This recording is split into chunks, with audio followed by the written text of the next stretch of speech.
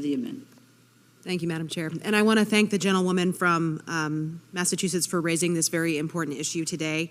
And I want to know to members of this committee that I have really enjoyed working with many of you and your staff on maternal health and infant health initiatives in the past, including the Midwives for Moms Act and the Babies Act, which we also worked with two other amazing women on this committee, Congresswoman Jamie Herrera Butler and Lucille Roybal Allard, Madam Chair. So I truly believe we've built a foundation of trust and respect on these very important issues to help women access these opportunities in our districts. And I know we don't agree on abortion in this committee, and that's okay. We have a lot of other opportunities to debate that clearly going forward, but I also know that what we do agree on is that we want expectant mothers and their babies to be safe, and we want to make sure that they have access to care no matter what their zip code is.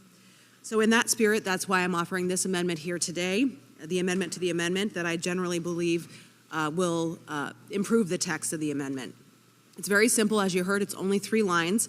And what it does is it clarifies that these grant dollars should also be available for the safety and security of women who are visiting healthcare providers, including pregnancy help centers.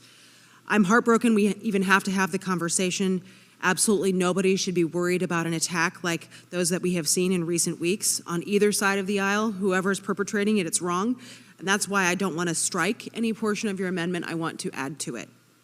Attacks on crisis pregnancy centers and pregnancy resource centers have been on a steep incline. Vandalism, firebombs, arson, and smashed windows are all acts of domestic terrorism, no matter where they happen. And at least 37 pregnancy care centers and pro-life organizations have been victims of these serious attacks in recent weeks. This includes the Agape Pregnancy Center in my home state of Iowa. Others in my district are under threat, and they are praying daily that they are not next. These centers provide important resources and care to expecting mothers who are choosing life. And according to the Charlotte Logier Institute, there are 2,700 pro-life pregnancy centers across the country. They served more than 2 million people in 2019, providing women with needed support right in their communities. These women should not be fearful for their safety and for the safety of their unborn children when they are trying to access free medical and financial support. Let's talk a little bit more about the resources that all of these centers provide. They provide confidential, cost-free services, including adoption information and adoption agency referrals, parenting education and resources, pregnancy and infant loss support, including crucial help in processing the challenges associated with miscarriages and stillbirths, pregnancy tests and ultrasounds, STD information, and more.